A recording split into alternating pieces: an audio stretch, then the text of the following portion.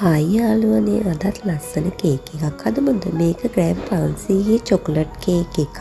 Gram 250 තැටි දෙකකට දාගෙන ලේස් දෙකක් විදිහට අරගෙන තමයි මම මේ කේක් දෙක බේක් කරගත්තේ. ඊට පස්සේ මුලින්ම එක ලේයර් එකක් තියලා ඒක සෑන්ඩ්විච් කරගෙන අනිත් ලේයර් එක තියලා මුලින්ම කේක් එක අපි ක්‍රම් කෝට් කරගන්නවා. ඊට පස්සේ අපි ඒක ක්‍රම් කෝට් කරගෙන ඒත් එක්කම අපි ෆයිනල් කෝට් එකත් පැලට් නයිෆ් එකකින්ම ස්මූත් කරගන්නවා.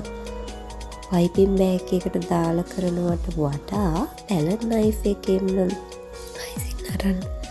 අයිසින් අරන් නීට් කරගන්න එක වඩාත් ලේසියි. ඒක හින්දා අපි කේක් එක පැලට් නයිෆ් එකෙන්ම ස්මූත් කරගෙන ස්ක්‍රේප් එකක් නැතුව උනත් මෙහෙම ඩෙකරේෂන් කරගන්න පුළුවන්. මම මේකට චොකලට් ඩ්‍රිප් එක දාගන්නවා. ඩාර්ක් කුකින් චොකලට් වලට ෆ්‍රෙෂ් මිල්ක් ටිකක් ඇඩ් කරලා ඩබල් බෝයිල් කරලා තමයි මේ චොකලට් ඩ්‍රිප් එක හදාගන්නේ. ඊට පස්සේ මම මේකට බෝඩර් එකක් යොදා ගන්නවා. බලන්නකෝ මගේ කේක් එකේ ලස්සන කොහොමද කියලා. ආයෙත් ලස්සන කේක් කෝල් එකකින් හැමෙමු අදට ගිහින් එන්නම්.